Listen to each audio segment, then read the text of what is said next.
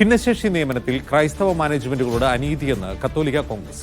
ബിഷപ്പുമാരെ അവഹേളിച്ചാൽ തെരുവിലിറങ്ങി പോരാടുമെന്നും കത്തോലിക്ക Congress president professor Rajeev Kochuparambil പറഞ്ഞു. ഭിന്നശേഷി ഒഴിവ് സംബന്ധിച്ച കണക്ക് സർക്കാർ പുറത്തുവിടണം. സർക്കാരിന്റെ കഴിവേട് മറയ്ക്കാൻ വിഭാഗീയത സൃഷ്ടിച്ച കാര്യമില്ലെന്നും കത്തോലിക്ക കോൺഗ്രസ് ആരോപിച്ചു.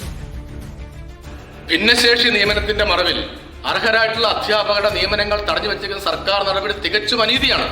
വിദ്യാഭ്യാസ വകുപ്പ് മന്ത്രി നാളിൽ എത്രയോ അവഹേളനത്തോടുകൂടിയാണ് ക്രൈസ്തവ മാനേജ്മെന്റുകളെ കുറിച്ച് പറയുന്നത്. അഭിമന്യ പിതാക്കന്മാർ ഉൾപ്പെടെയുള്ള ആളുകൾ ഈ വിഷയം ഉന്നയിക്കുമ്പോൾ അതിനെതിരെ എന്തിനകത്ത് അസഹിഷ്ണുത? അധ്യാപക നിയമനത്തിന്റെ ഭിന്നശേഷി ആളുകളുടെ ലിസ്റ്റുകൾ സർക്കാരിന് കൈമാറിയിട്ടും എന്തുകൊണ്ടാണ് സംസ്ഥാന സർക്കാരും വിദ്യാഭ്യാസ വകുപ്പ് മന്ത്രിയും ആ ആളുകൾക്ക് നിയമനം നൽകുവാനായിട്ട് തയ്യാറാകാത്തത്? എന്നിട്ട് മാനേജ്മെന്റുകൾ ഭിന്നശേഷിക്കാരുടെ ലിസ്റ്റ് തരുന്നില്ല എന്ന് ആളുകളുടെ ഇടയിലേക്ക് തെറ്റായിട്ട് പ്രചാരണം കൊടുക്കുന്നത് വളരെ ബോധപൂർവമാണ്. ഇതൊരു വർഗീയത സൃഷ്ടിക്കുന്ന ഒരു അജണ്ടയുടെ ഭാഗമായി വിചാരിക്കുകയാണ്. 17,000-ഓളം അധ്യാപകരാണ് നിയമനം കിട്ടാതെ ദുരിതത്തിലായിരിക്കുന്നത്. ഇത് നിങ്ങളുടെ കണ്ണു തുറപ്പിക്കുന്ന കാര്യമല്ലേ? നിങ്ങൾ എന്തുകൊണ്ട് സാങ്കേതികത്വം പറഞ്ഞുകൊണ്ട് ഈ അധ്യാപകരെ പ്രതിക്കൂട്ടി നിർത്തിക്കൊണ്ട് അവരെ മാറ്റി നിർത്തുന്നു? ഇത് അംഗീകരിക്കാൻ സാധിക്കില്ല. സർക്കാർ നീതി പാലിച്ചേ പറ്റൂ.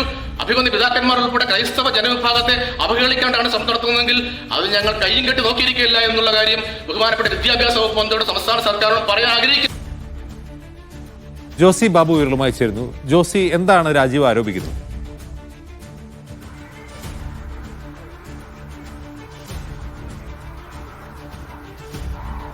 അജിംസ്, ഭിന്നശേഷി സംവരണവുമായി ബന്ധപ്പെട്ട് മന്ത്രി വി ശിവൻകുട്ടിയുടെ വാക്കുകളിൽ കടുത്ത പ്രതിഷേധത്തിലാണ് കത്തോലിക്ക കോൺഗ്രസ്. കത്തോലിക്ക കോൺഗ്രസ് ഈ വിഷയത്തിൽ നിലപാട് വ്യക്തമാക്കുകയായിരുന്നു. സംസ്ഥാന പ്രസിഡന്റ് രാജീവ് കൊച്ചുപറമ്പിലാണ് പ്രതികരണം നടത്തിയത്.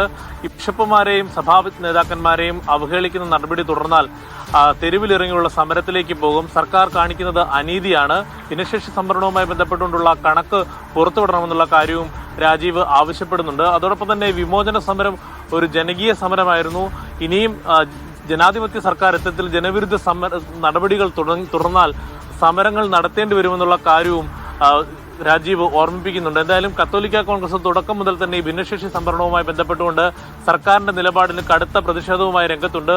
ഏറ്റവും ഒടുവിലാണിപ്പോൾ സംസ്ഥാന പ്രസിഡന്റിന്റെ പ്രതികരണം ഇപ്പോൾ വന്നിരിക്കുന്നത്. അജിംസ. ശരി ജോസി.